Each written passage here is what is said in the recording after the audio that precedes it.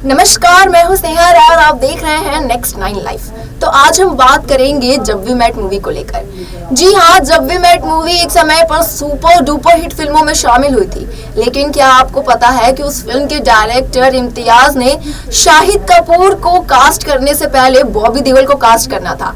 लेकिन एक इंटरव्यू में इम्तियाज ने खुलकर इस पे बात की जब उनसे पूछा गया कि क्या ये बात सही है कि शाहिद कपूर से पहले बॉबी देओल को कास्ट करना था। उस चीज पर इम्तियाज ने कहा कि जी हाँ, पहले बॉबी देओल को ही कास्ट करना था, लेकिन बॉबी देओल उस फिल्म को बार बार टाल रहे थे, जिस वजह से हमें शाहिद कपूर को मूवी के लिए कास्ट करना पड़ा। तो चलिए आज की इस रिपोर्ट में जानते हैं कि आखिरकार ये पूरा मामला क्या था। इसके पीछे का क्या ही रीजन था कि बॉबी देओल को तो उन्होंने नहीं कास्ट किया, लेकिन शाहिद कपूर को कास्ट करने का क्या रीजन था। इम्तियाज अली ने 21वीं सदी में जब वी मेट नाम से एक पिक्चर बनाई, जिसे नई पीढ़ी के लिए उनका लव लेटर कहा जा सकता है।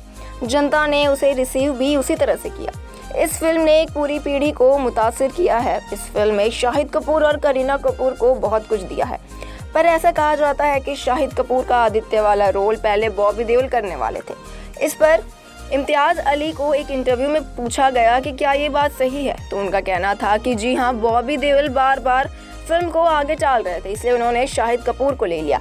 तो ये बात सही निकली थी कि बॉबी देओल को ही कास्ट करना था, लेकिन उन्होंने शाहिद कपूर को कास्ट किया। जब वी मेट में बॉबी की जगह शाहिद को लेने पर एक और वर्जन चलता है।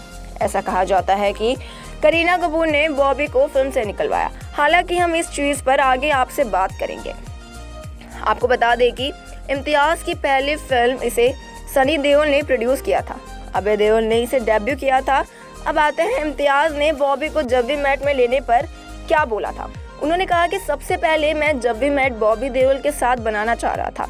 जब मैं ये फिल्म बना रहा था तब हम बहुत अच्छे दोस्त थे।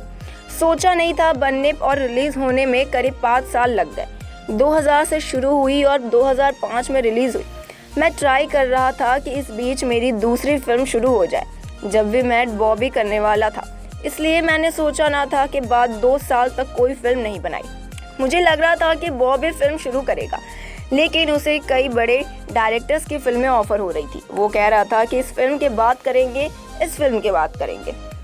ऐसा करते करते एक वक्त आ गया जब इम्तियाज़ को लगा अब इससे आगे बढ़ना होगा, क्योंकि उन्होंने पहले 5 सालों में सिर्फ एक फिल्म बनाई थी और 2 साल से किसी फिल्म पर काम नहीं कर रहे थे। इम्तियाज़ बताते हैं, मैंने बोला बॉबी अब ये फिल्म नहीं बनाते हैं हम लोग, आज ये डिसाइड करते हैं, क्योंकि फिर हमारा एक दूसरे के साथ सही नहीं रहेगा।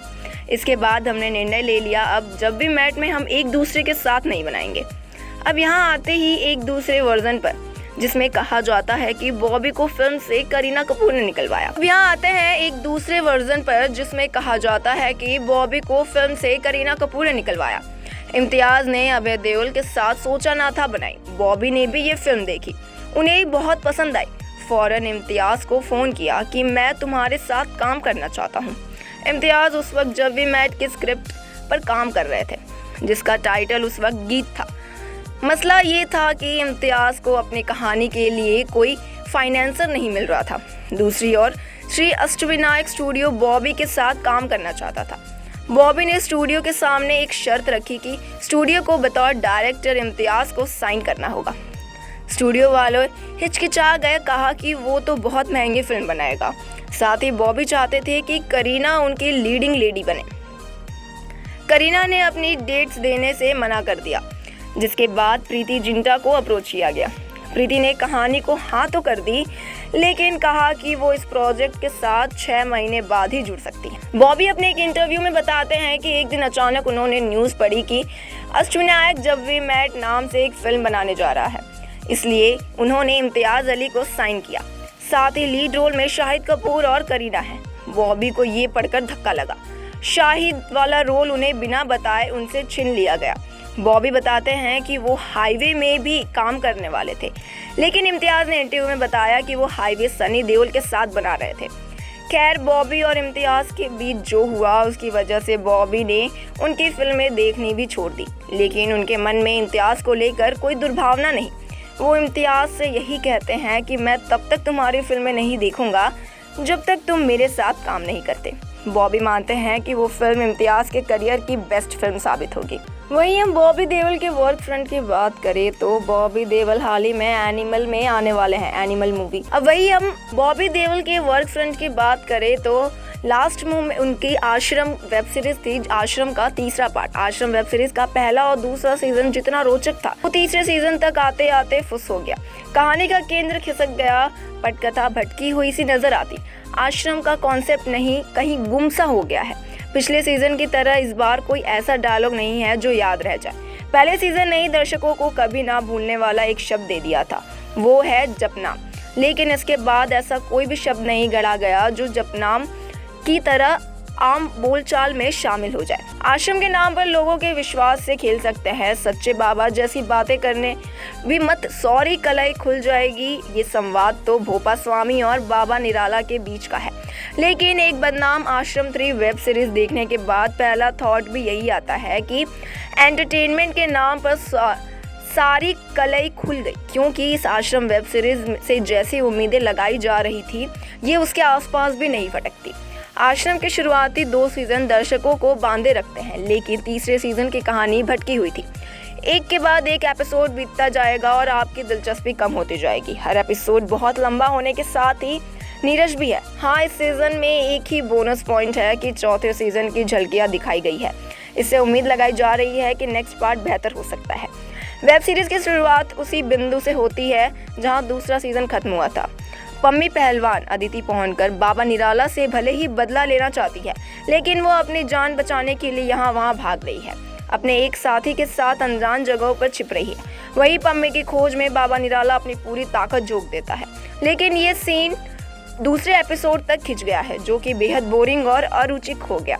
कहानी बहुत धीरे धीरे आगे बढ़ती है। पिछले सीजन की तरह ही इस बार भी बाबा निराला भ्रष्टाचार, हनक, पैसे की ताकत और रुतबे के जोर पर हर ऐसे काम करता है जो उसके नेगेटिव किरदार को जस्टिफाई करते हैं। लेकिन स्लो मोशन में सलगती हुई कहानी आपकी उम्मीदों पर पानी फेरने के लिए काफ़ी है। शुरुआत के 5 एपिसोड ठीक वैसे ही है जैसे पुरानी दाल में बार बार तड़का को लगाया जा रहा है, लेकिन ताज़ा दाल नहीं परोसा जा रहा है। इसी बीच सोनिया ईशा गुप्ता का पर्दापण होता है। सोनिया सीएम हुकुम सिंह के लंदन बेस्ड फ्रेंड है, जो कि बाबा के साथ एक डील करती है। वो बाबा को एक सपना बेचती है जिसमें बाबा निराला स्वर्ग भूमि बनाने की कल्पना करता है। सोनिया बाबा को भगवान होने का एहसास कराती है। इसके बाद निराला अपने स्वप्नलोक में स्वर्ग लोक की कल्पना करने लगता है, जहां वो ऐसी दुनिया बसा लेना चाहता था जहां सब कुछ उसी के इशारे पर हो। इसी बीच साजिशों, राजनीति के दुरुपयोग और पुलिस से लेकर कैचरी का वांग्मय गढ़ा गया।